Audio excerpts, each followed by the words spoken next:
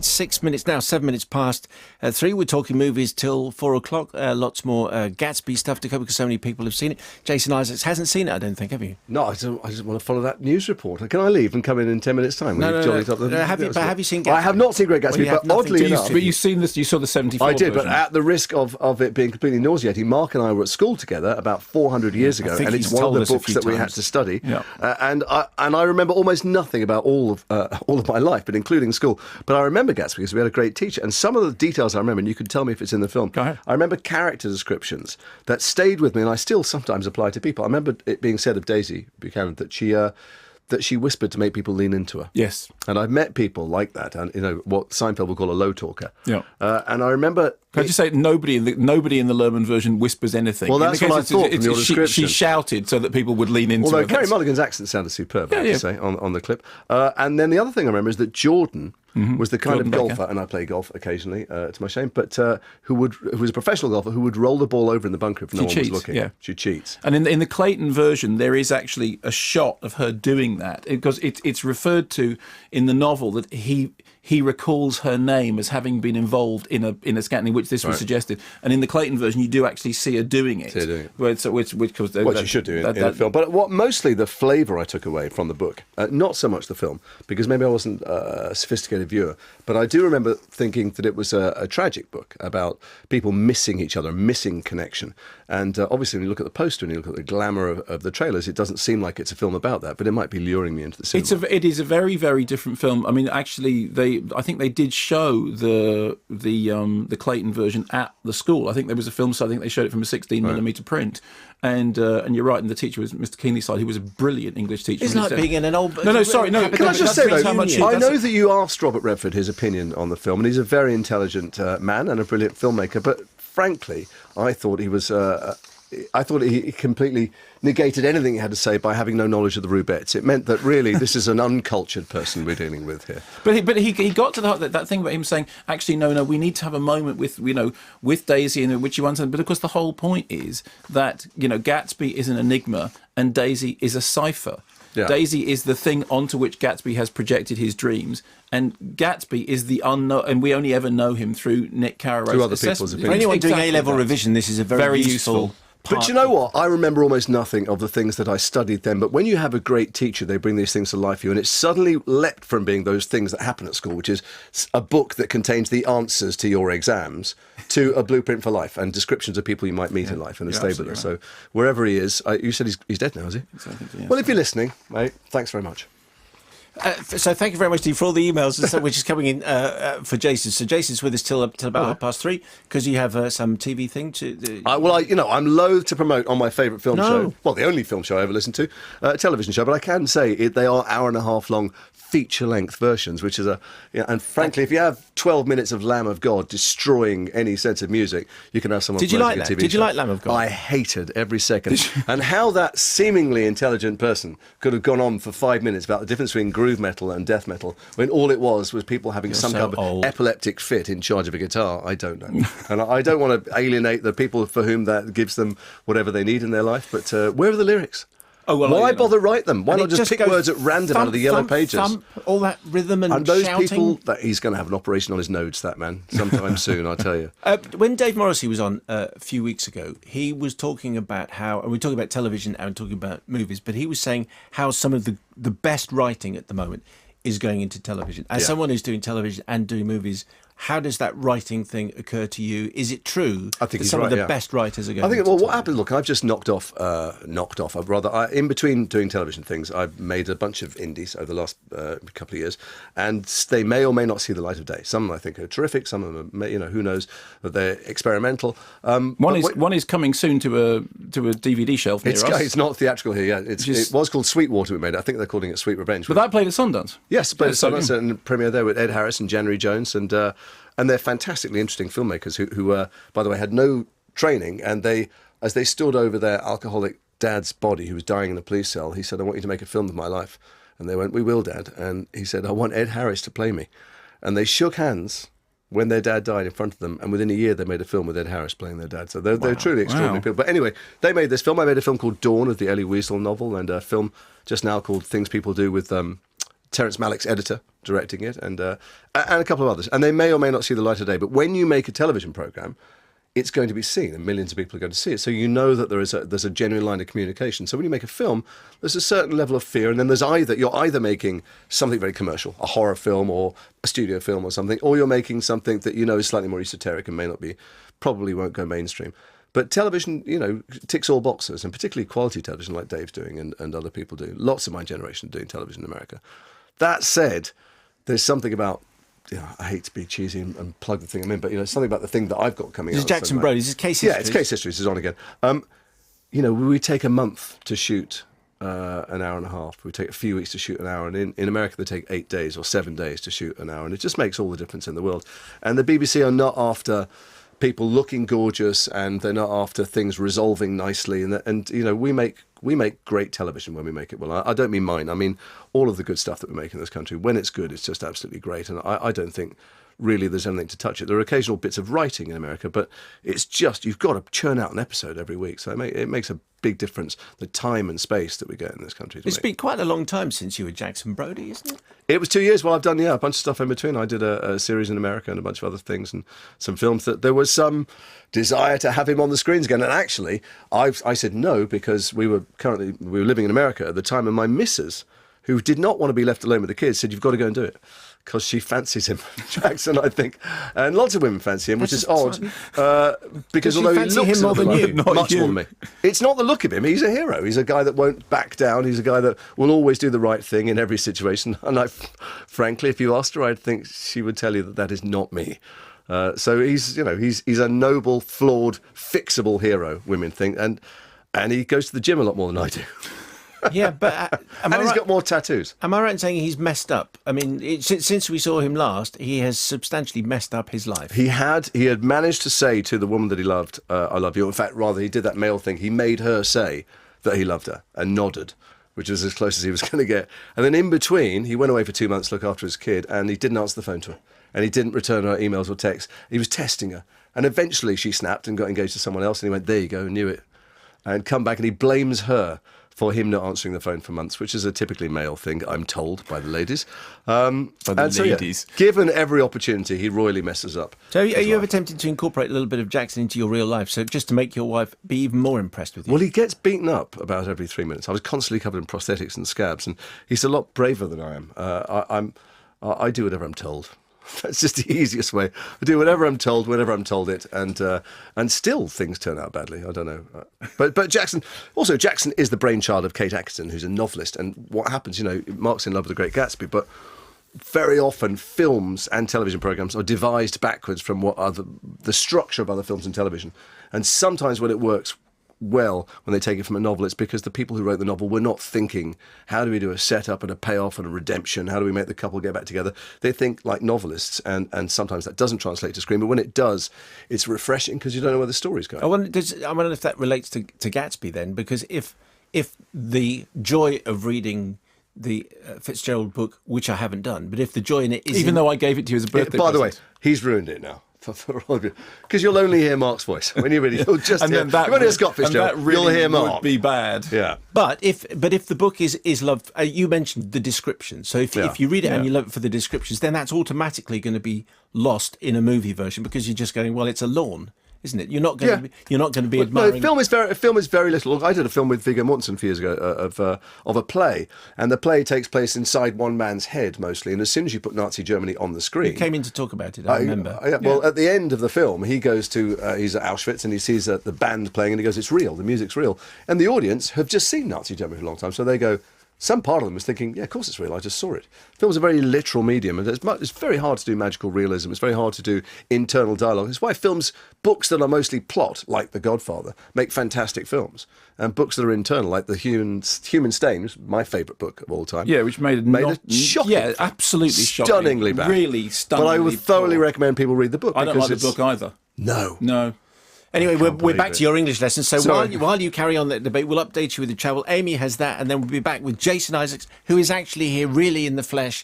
So you can, it's worth looking at the pictures online. Go to the website. Usually it's just an excuse to turn off. It's a cardboard cutout. Yeah, usually it's a bloke in a cardigan and a guy in a suit. But this time we're added by a real-life action hero, Jason Isaacs is here, so it's worth just... Let's talk about Armageddon. Just took his 300th wicket. Now that's an action hero. Yeah. Okay. Well, that's very good. 19 for 2, by the way, in the test. But Ali will tell you more detail just a moment. Amy with the travel at 3:17. Jason is here, and a question from Kasper Svensson, who's one of our listeners in Aarhus in Denmark, who gave us pronunciation of that a while back, and I've just probably spoilt that. Aarhus in the middle of our street. Dear Mark and Sam, last Sunday I watched my old VHS copy of Armageddon for the first time in at least 10 years. Was delighted to find the name Jason Isaacs in the opening credits. Could you ask Mr. Isaacs, what was it like playing pretty much the smartest man in the world in that film? It was frustrating because I'd been offered one of the astronauts. I couldn't do it, so I was doing a film called Divorcing Jack. So I was offered very kindly the consolation prize, Dusty Bin, of going out and being Professor Quincy, and it was a lovely scene to do. And then Michael Bay took a shine to me playing that scene on my first day and said, My friend Michael Bay. he said, do we have you for the run of the picture? And I said, well, I've got 8 days' work over the next 5 months. And he goes, no, we'll bring you in every day. We'll give you a clipboard, put you next to Billy Bob. And I was then an extra with the people who, could have been me, who didn't talk to me. And then every now and again they would throw me a line, and all the rest of the actors would jump. It was like a fish farm for this line. And the low point, I think, of the entire thing was when Billy Bob Thornton described to the astronauts how this thing was going to work, and the smartest man on the planet was standing behind him with 2 papier-mâché space shuttles illustrating, like lollipops, what was going to happen. So it was fun and it was awful in equal measure. Michael James Moore says, Jason, you worked with Michael Bay on Armageddon. How do you think Mark feels about that? Well, I'll tell you off air. Come round. Where are you? Are you here? The Casper continues, by the way. Here is an entry for the old Mark Strong butt game. Armageddon, starring Bruce Willis, Billy Bob Thornton, Liv Tyler, Steve Buscemi, Owen Wilson, Michael Clark Duncan, Jason Isaacs, but Ben Affleck. Thanks. Well, I don't know. Do you know what? Ben Affleck was straight off his big success in Good Will Hunting. He was utterly charming and articulate and humble and nice. And he went on to be in some films that tanked, and he's now making fantastic films. And the story that was just recently doing around on the internet, which I don't know why just recently, but that on the set of Armageddon, Ben Affleck said to Michael Bay, hang about a minute. Why train a bunch of drillers to be astronauts? Surely it would just be a lot easier to get the astronauts to learn how to drill, to which Michael Bay replied, shut up. I doubt that he used that language. No. There were many questions like that on the set of Armageddon. I remember.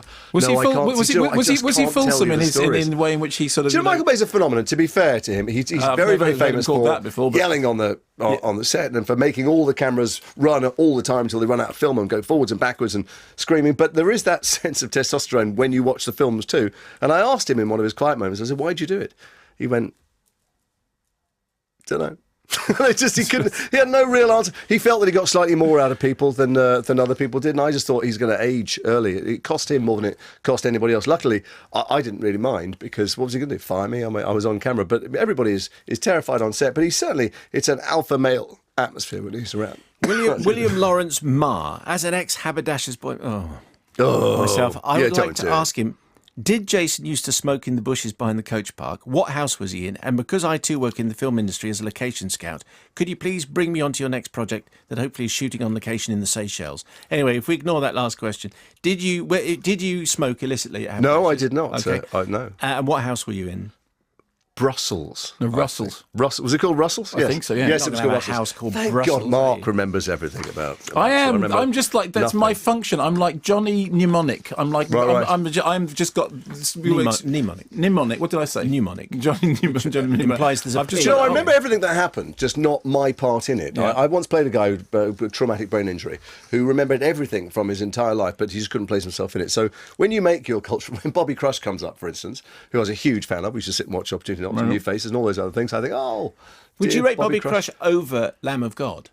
I'd probably put them in the same boat and wave them a gentle farewell as they wafted off to sea. Neil Culk asks, have you ever caught sight of your reflection and said hello? No, but it does happen in thoroughly inappropriate and fabulous places, although I did think recently I might have to get a velvet bow tie out and learn the piano to get you to say hello to me. Bobby Crush was getting a lot of attention. Sorry I about was that. extremely jealous. We have been Rupert Bath, where's the most unexpected place you've had a stranger say hello to you? That reminds me of that, the Family Fortunes game, which they had in America, and they played the bloopers where somebody said, "What's the strangest?" Yeah. I won't do it.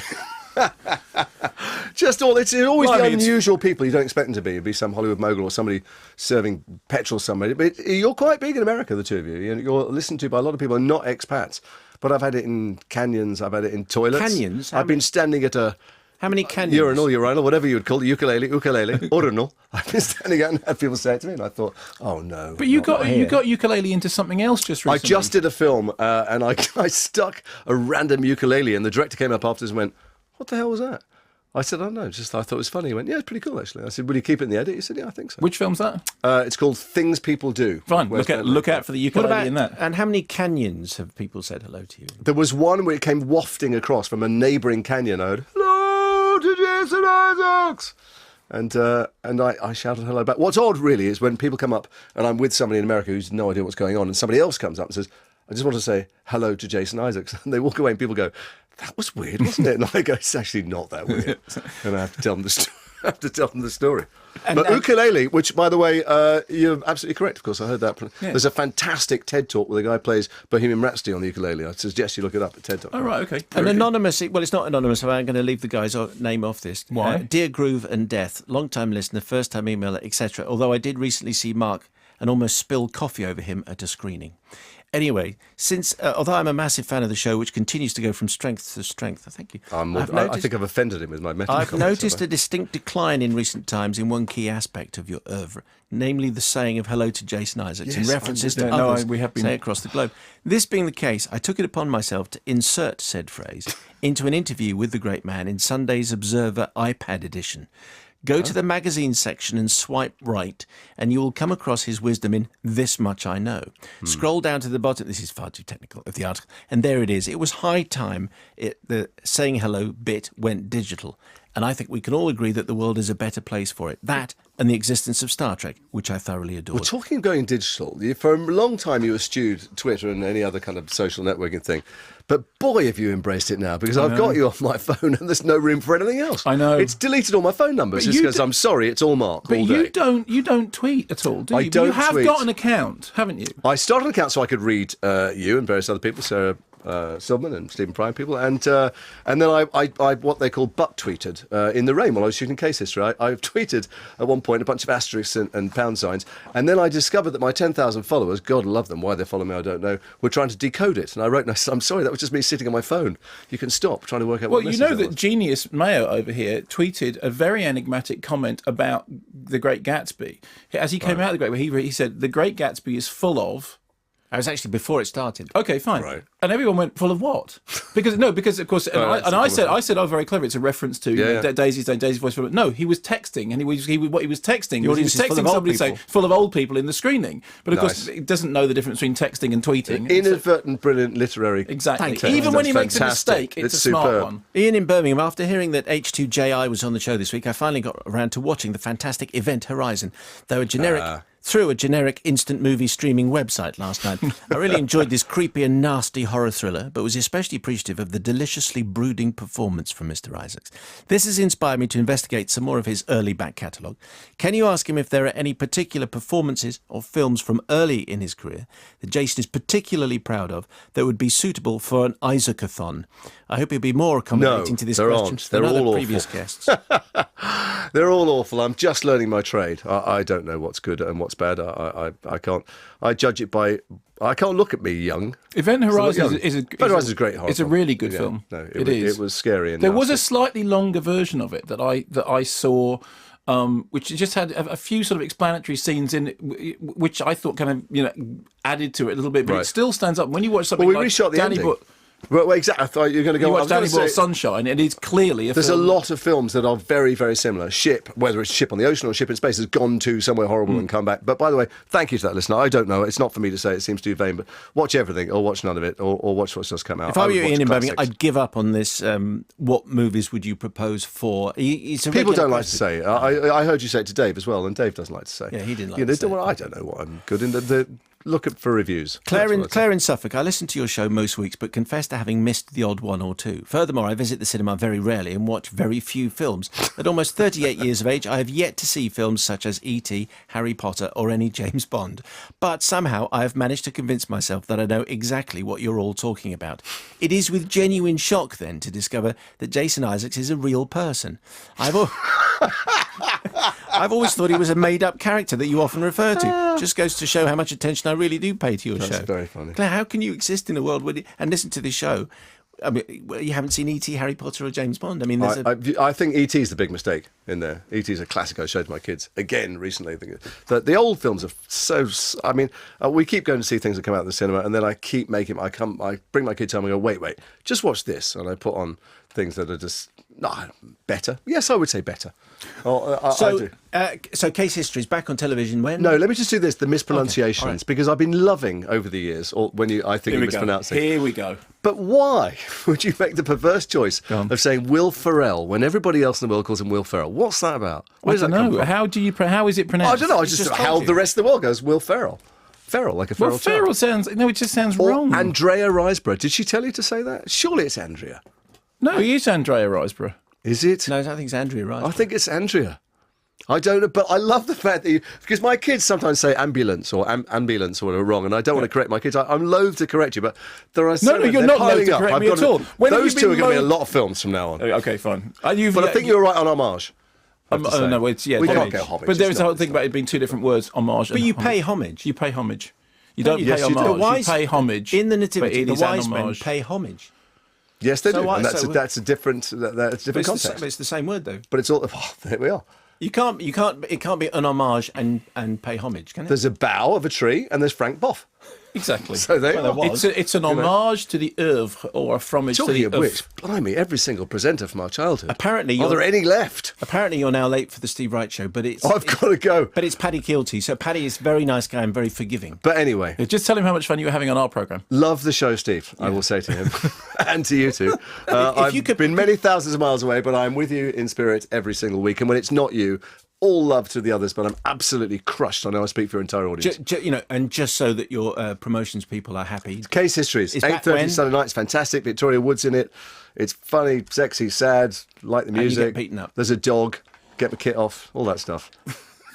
Jason, a pleasure as ever. Films to come. Thank you. Yes. Oh wait, film of the week. TV film of the week. Can't do it. Yes, you have to choose the TV film of the week from that Well, I list.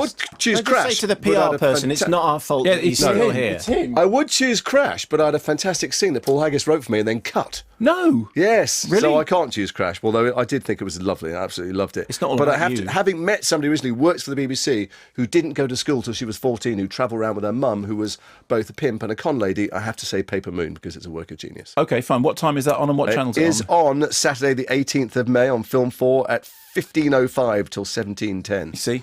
Very good. Presenter's job. Utterly brilliant. Jason, thank you very much. You can tell your PR person who's pacing up and down. I've that it's ruined the not rest of my our day, fault. but I can't tear myself away. Good luck. Anytime you want to come on, you know you're very welcome. Hello to you too.